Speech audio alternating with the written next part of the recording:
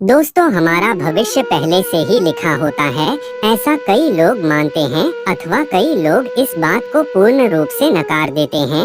यह प्रश्न हमेशा से ही बहस का विषय बना रहता है।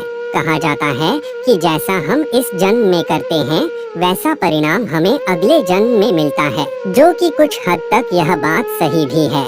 आज की इस वीडियो में हम इसी विषय पर गहराई से चिंतन करेंगे और असल बात जानने की कोशिश करेंगे।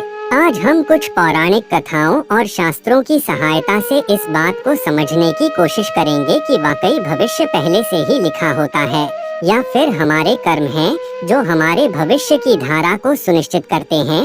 तो चलिए शुरू करते हैं आज का यह टॉपिक। दोस्तों, कृष्ण कथा में हम देखते हैं कि आकाशवाणी हुई थी कि देवकी का 8वां पुत्र कंस का वध करेगा, लेकिन कंस ने यह बात सुनकर कहा कि वह मेरा वध तो तब करेगा जब मैं उसको उत्पन्न होने दूंगा। इस सोच के साथ जब भी देवकी के कोई बच्चा जन्म लेता तो कंस वहां आकर उसके जन्म से कुछ घंटों के भीतर ही मौत की नींद सुला देता था। लेकिन जब देवकी के 8वें पुत्र की बारी आई तो विधि विधान के साथ जन्म भी लिया और बाद में कंस का वध भी किया।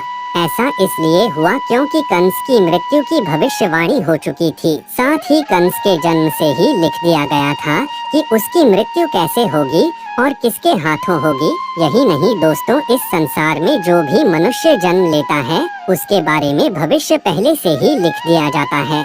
मनुष्य का जन्म कैसे होगा, कौन सी जगह होगा और उसके जीवन में कौन कौन सी परेशानियां आएंगी, यह सब विधि का विधान है और इसे चाह कर भी नहीं बदला जा सकता।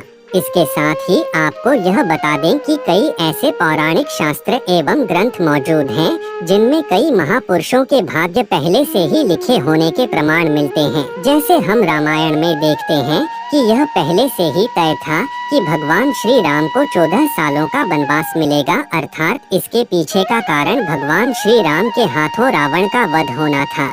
इससे आप ही सोचो कि अगर माता कैकेयी मंथरा के बहकावे में ना आती, ना ही श्री राम को माता सीता के साथ वनवास के लिए जाना पड़ता, तो सोचिए रावण का वध श्री राम के हाथों कैसे संभव होगा।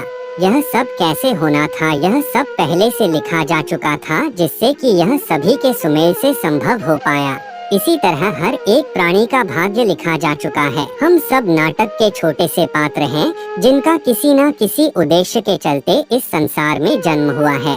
लेकिन यह बात भी गलत नहीं है कि आपकी किस्मत आपके कर्मों पर आधारित है।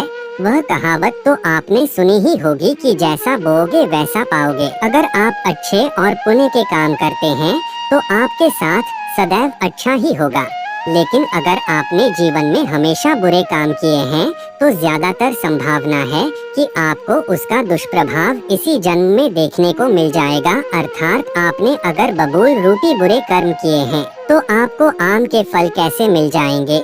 इसलिए हमारे शास्त्रों में हमेशा धर्म और पुण्य के कर्म करने की प्रेरणा दी गई है, क्योंकि यही वह रास्ता है जो हमें इस जन्म मरण के चक्कर से बाहर निकाल सकता है। वरना बुरे कर्म करने वालों को तो भगवान के चरणों में भी स्थान नहीं मिलता। यही नहीं दोस्तों, तुलसीदास जी ने भी इस बात को स्पष्ट रूप से एक चौपाई में कहा है कि कर्म ही प्रधान है, यानी कि जैसा मनुष्य कार्य करेगा वैसा उसे फल मिल जाएगा।